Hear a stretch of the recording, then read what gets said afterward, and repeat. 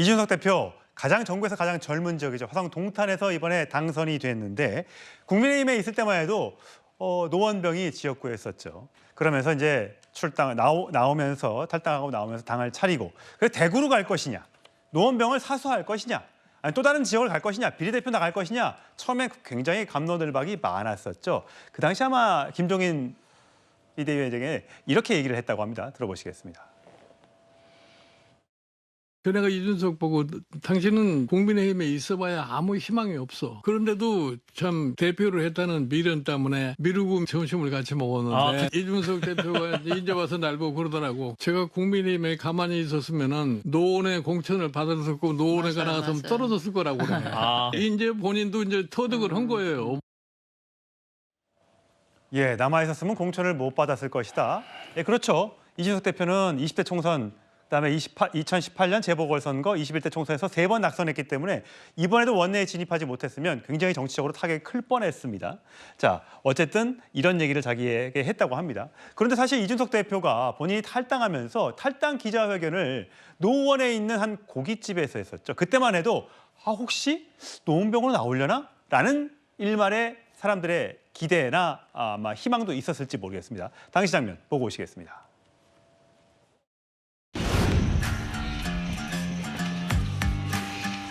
제가 제 고향 상계동을 좋아하는 이유는 너무나도 평균적인 사람들이 그 사람들의 삶이 녹아있는 공간이기 때문입니다. 서울 시민이지만 가장 먼 거리를 출퇴근해야 하는 좋은 학군을 위해서 구축 아파트에 사는 것을 감내하는 그 일상 속에는 희망이 깃들어 있습니다. 저는 상계동을 출마하겠다는 생각을 잠시도 버려본 적이 없습니다. 근데 제가 신당을 하는 과정에 있다 보니까 그에 맞게 제 거취 선택을 할 것이고 절대 지금 어떤 상계동에서의 어떤 가능성이나 다른 곳에서의 가능성을 놓고 저울질하거나 간을 보는 것은 아닙니다. 예, 김장 소장님. 물론 뭐 저 때는 탈당할 때고 꽤 시간이 오래전 얘기니까 지금 마음이 달라졌을 수도 있고 또 계약 신당을 또 이끌어야 되는 당대표 입장에서는 본인의 지역구를 본인의 또 마음대로 결정하기 어려운 부분도 있었을 것입니다. 그래도 아마 지지하는 사람들은 젊은 정치인이니까 본인이 계속 해왔던 지역에서 계속 출마를 했더라면 명분도 있고 더 좋지 않았을까라고 또 생각하시는 분들도 계시고요. 어떠셨어요, 저 발언? 저는 일단 이준석 대표가 우리 당 공천을 받고 노원에서 출마했으면 안 됐을 거다 이 전제에 그렇죠. 동의하지 않습니다. 그러세요? 도봉에서 이제 김재섭 됐고요. 예. 그리고 지역구 선거에서 최고 중요한 게 인지도예요. 근데 이렇게 이준석 대표가 이제 당 대표를 했지 않습니까? 그럼 보통 이게 지지 기반을 넓혀요. 근데 예. 이준석 대표 가장 큰 문제는 당 대표 선거할 때는 이길 때는 30~40%를 얻었어요. 근데 그 다음에 이준석 대표가 이제 뭐 이렇게 당에서 여러 가지 일을 하고 나중에 천하용인이 우리 당의 뭐 대표 최고위원 선거에 출마했을 때는 그랬죠. 이준석계가 전체적으로 10%로 떨어져요. 예. 그러니까 30~40% 얻었던 사람의 대리인들이 나가서 10% 떨어졌다는 거는 대표하면서 지지층을 넓히기보다는 지지층을 뭐 3분의 1 이하로 줄여요. 그러다 보니까 저는 이준석 대표 정도 되면 당이 좀 불리해도 노원에서 그 뭐 지역 행사나 정치적인 활동을 제대로 했으면 아마 됐을 수도 있는데 아마 그러지 않았을 거다. 그러니까 노원에서 평가가 되게 안 좋아졌고 화성이라고 하는 본인한테는 가장 유리한 지역이죠. 예. 본인이 얘기했다시피 가장 젊은 층들이 있고 이준석 대표를 가장 지지하는 층이 20대, 30대 남성이에요. 그리고 지역 연구를 별로 따지지 않는 사람들이고. 근데 2030 남성들의 이준석 대표 지지를 뭐 좋게 볼 거냐 아니면 이게 반페미니스트 운동의 선두주자여서 그런 사람들이 붙은 거냐 뭐 여러 가지가 있는데 저는 뭐 그런 면에서 뭐 화성에서 됐다는 게 뭐 전국적인 의미를 좀 두긴 힘들고 특히 이준석 대표를 자기 유력한 당 대권 주자다라고 얘기하시는 분이 김종인. 그렇죠. 예. 근데 김종인 대표님 같은 경우는 자기 말 잘 듣는 사람을 자기 대권 주자라고 해요. 그래요. 자기 말 잘 들을 때는 되게 좋게 얘기하고 예. 안 들으면 이제 그때서부터 뭐 별의 순간이 갔다 그러는데 그 전에 이제 금태섭 대표 얘기하시다가 그래서 참 갈수록 젊은 정치인이 특히 이제 개혁신당이 조금 이렇게 선거가 끝나고 나서 승자의 저주 쪽으로 가고 있다. 너무 오만해지고 있고 너무 안 좋은 쪽에 정치를 하는 게 아닌가 하는 우려가 있습니다. 예. 자, 김장 소장은 이렇게 분석을 하셨네요. 자, 최근에 국회에서 좀처럼 보기 힘든 기자회견이 있습니다. 두 사람이 한 샷에 잡힌 건데 그 모습 준비했습니다.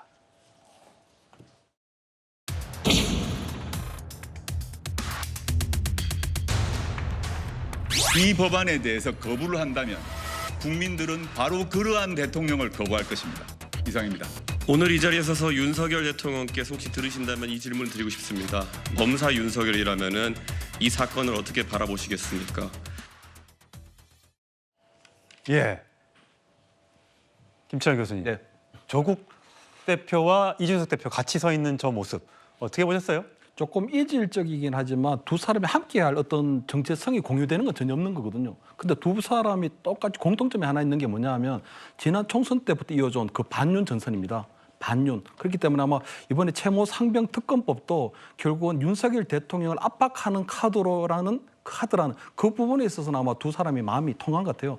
근데 제가 볼 때는 아마 이번에 이 부분만 아마 사안별로 저는 협조하지 앞으로 서로 간에 계속적으로 함께 어떤 연대를 한다거나 아니면 원내교섭 단체를 구성한다든가 이렇게까지는 가지 않을 가능성이 높은 게 어쨌든 그 이준석 대표 같은 경우도 사실은 약간 독고다이 어떤 뭐 단독, 단독적으로 하는 분이 있고 조국 혁신당도 보면 조국 대표 사실은 1인 정당이라고 봐야 되는 부분이 있거든요. 그렇기 때문에 아마 계속적으로 어떤 사안에 있어서는 저런 식의 어떤 원포인트 어떤 연대를 하지만 나머지 부분에 있어서는 서로 간의 굉장히 선명성 경쟁이 계속적으로 아마 이루어지지 않을까 이렇게는 보입니다. 장 변호사님 보시기에는 저 두 사람이 뭐 김건희 여사 특검이라든지 다른 특검들도 여러 가지 있지 않습니까? 거기에 대해서는 그럼 서로 다른 목소리를 내고 최상병 특검에 대해서는 또 같은 목소리를 내고 이렇게 사안별로 붙었다 떨어졌다를 할 것 같습니까? 그런데 앞으로 놓여진 처리를 앞둔 특검들이 이른바 반윤과 관련한 한 카테고리 안에 들어올 수 있는 부분이 있고 이준석 대표가 이끌고 있는 개혁신당 같은 경우에도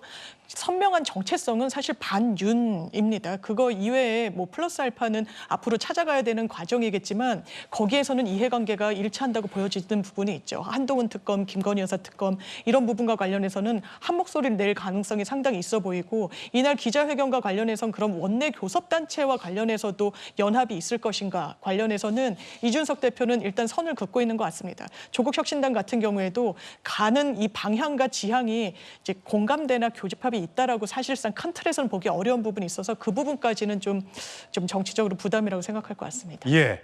어쨌든 저렇게 국회 소통관에서 저 두 사람이 한 화면에 들어가 있는 것 자체 이질적으로 보여지면서 색다르게 느껴졌습니다.